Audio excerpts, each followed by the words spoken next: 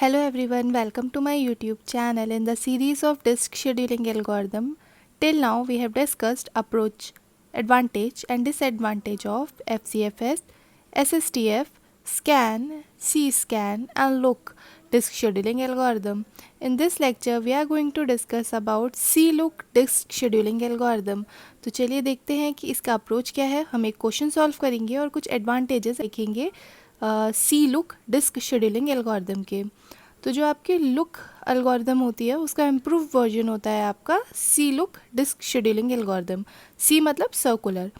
ये आपके दो एल्गोरिदम के एडवांटेजेस लेता है, एक आपका स्कैन का और एक आपका लुक का. ये दोनों के एडवांटेजेस लेता है और ये इस तरीके से वर्किंग करता है. तो चलिए एक बार इसकी वर्किंग देख लेते हैं कि इसकी वर्किंग कैसे होती है. सपोज़ करिए ये आपकी कुछ रिक्वेस्ट आई हैं. आपका जो हेड है इनिशियली यहाँ पर है.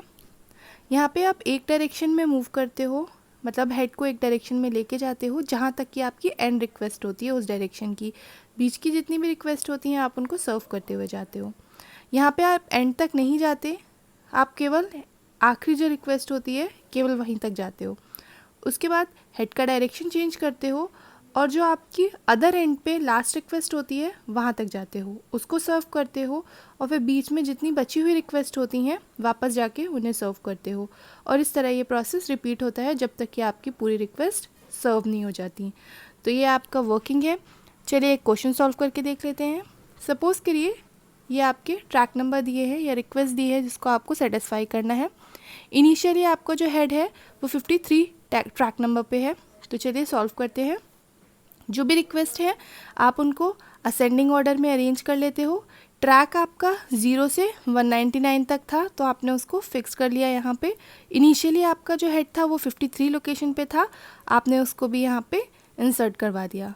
तो इसकी वर्किंग के लिए आप क्या करोगे, 53 से 65 जाएगा, 65 से 67, then 98, then 122, 124 and last request थी हमारी 183. तो ये यहाँ पर चला जाएगा. उसके बाद क्या होगा, ये आखिरी में नहीं जाएगा जैसा कि हमारा लुक में होता आया था. आखिरी रिक्वेस्ट आपकी यहाँ तक थी, आपको एंड तक जाने की ज़रूरत नहीं है. जहाँ रिक्वेस्ट ख़त्म हुई ट्रैक वहीं पे जो हेड है वो उसी ट्रैक तक जाएगा. उसके बाद ये ट्रैक वापस जाएगा, बीच की कोई भी रिक्वेस्ट को सर्व नहीं करेगा, याद रखिएगा. ये आपकी अदर एंड पे जो रिक्वेस्ट होगी लास्ट उस रिक्वेस्ट के पास जाएगा, उसको सर्व करेगा और वापस से जो भी बची हुई रिक्वेस्ट है उनको सर्व करने के लिए मूवमेंट करेगा. तो ये आपका 14 पे जाएगा एंड देन 41 पे जाएगा. तो ये आपके इस तरीके से सी लुक में वर्किंग होती है.